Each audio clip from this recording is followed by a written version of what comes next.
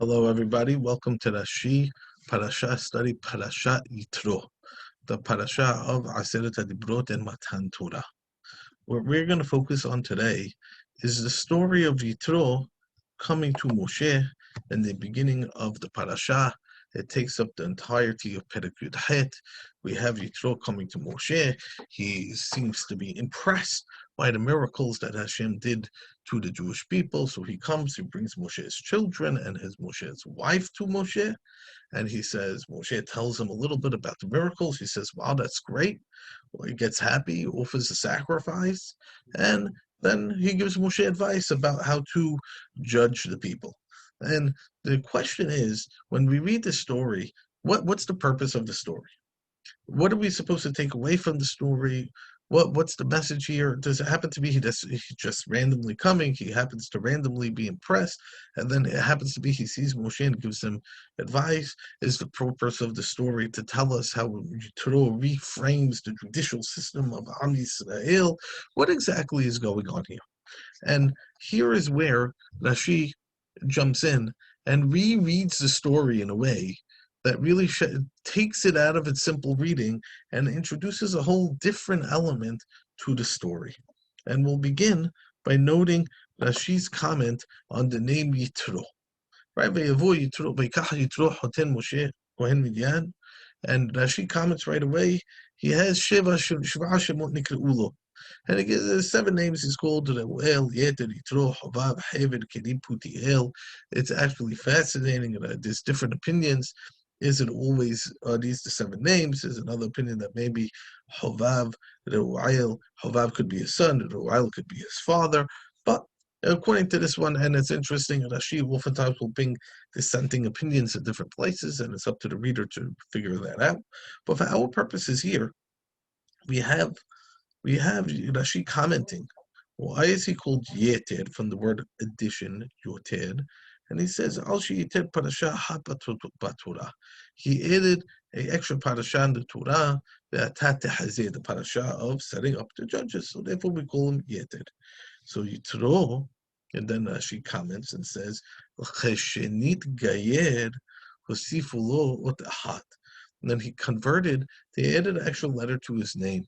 So in order to show and give him that change, similar to Abraham, to Sarah, Hashem changing their names to show a new status that they now converted, that they were now had a special, unique bond with Hashem. So Rashi implying, Yitro, same thing. And Hovav shehibev et Torah, Hovav from the word lahabev, to love, that he loved the Torah. And then she proves that Hovav is Yitro from Sefer Shoftim. Other commentaries do other things with that pasuk. But for our purposes, I want to shed light on the 2 ideas that Rashi is saying here: L'shenit Gayer and Hibevet HaTorah. That Yitro converted. There's a conversion process happening, and he loves displaying love for the Torah. Now, where do we see that within the story? Interesting, right? Was that the way we normally read the story, that this is a Yitro conversion? Hold that thought and we'll see. Now she comments, when Yitro comes, El Hamidbar Asher Haonesha, that Yitro reaches Am Yisrael in the Midbar. And now she asks the question, I know that in the desert. You already told me that. Bar Sinai. But to say the greatness of Yitro, to praise Yitro, he was sitting in a wonderful place in Midyan. He was a Kohen Midyan. He had kavod,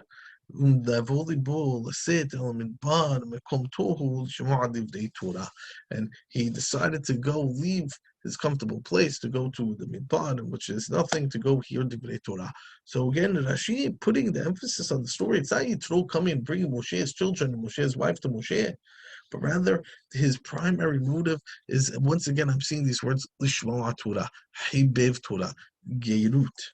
Rashi continues. And his comments, when Moshe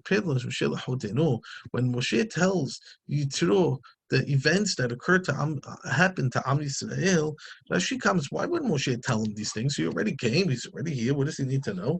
Rashi comes from Shochet Libo Lekorvo Torah. He wanted to bring it closer to Torah, he wanted to get excited about what Hashem did in order so that he would be invested in the Torah of Hashem and ultimately convert. And Adin Moshe is successful, says Rashi, at the end of the story, he goes to convert his family, and therefore he's going to come back and join Am Yisrael. He leaves temporarily, says Rashi, to go convert his family. This idea seems to be necessary because we're going to find that the family of Yitro is attached to Am Yisrael later on. So Rashi reads this whole story as a story of conversion. Yitro is coming not just to bring Moshe's wife and children, but to convert, to learn about Torah. Moshe realizes Moshe is invested in this as well in order to try to get him to convert, in order to try to love Hashem. And by the way, it's interesting. According to Rashi, this story happens after Matan Torah. By the way, keep that in mind. That's a separate Rashi with a whole other major mahloka between Rashi and Ramban. But the question is, Rashi, why are you reading these things into the Pesukim? There seems to be no indication that there's a story of conversion here. And why is Rashi so insistent upon it, talking about the Midbar, his love for Torah? And it seems to be that she is not reading the story as happenstance. It happened to be he came to bring his children. It happened to be he heard the miracles. It happened to be. Then therefore it was a good time, and it gave them Moshe the advice. Now she is saying there's something much deeper happening in the story, and he's viewing it through a lens of conversion. That Yitro is coming and converting and accepting upon himself the Torah, and this is the prequel to Matan Torah for Am Yisrael. Meaning, and this is what I want you to think about. According to Rashi, chronologically, the story happens afterwards. If Moshe is judging the people, how can he judge the people about the Torah if they didn't receive the Torah? So Am Yisrael received the Torah. But Hashem, for the reader of the Torah, for us, before talking about that, places the story of Yitro. And Rashi is telling us this is a story of conversion, of somebody seeking Torah and loving Torah. And there's a very important lesson here in two ways. A, it starts to highlight what Am Yisrael are doing, that the whole purpose is to receive the Torah. Everything was led up until this point. So therefore, you hear about the miracles, you would want to convert, and gives us an insight into the mindset, the framework of Am Yisrael, that they experience these miracles, therefore they have a great love to Hashem, therefore they're willing to join themselves. But even somebody else who hears about these miracles is also willing to join himself to Matan Torah, to the Jewish people, to Hashem. That's number one. But number two, I think something very interesting happening here. The Am Yisrael are going to become a Mamlechet Kohanim B'Goy Kadosh. They're going to be, when they receive the Torah, they're going to be God's people. And what does that mean to be God's people, to be a kingdom of priests, to be precious unto Hashem, is that they have to bring out that Torah to the rest of the world. And therefore, Hashem begins the story with the story of Yitro. He hears about the great things that happen to Am Yisrael, and he's coming to join, and Moshe is even giving him some of these ideas in order to get him excited and help him convert the rest of his family. Yes, there was an easy connection with Yitro. He happened to be Moshe's father-in-law, but still, you could see Moshe going out of his way in order to get them. If we now have the responsibility of this Torah, it shows the shift, the responsibility that Am Yisrael have to now bring it to other people, to show them the beauty of the Torah, and then to see how Hashem interacts with Am Yisrael and how that's going to impress other people around them. And by Hashem doing the miracles for Am Yisrael and saying, oh, they must have something special. What is that? And they want to join and have a relationship with HaKadosh Baruch Hu as well.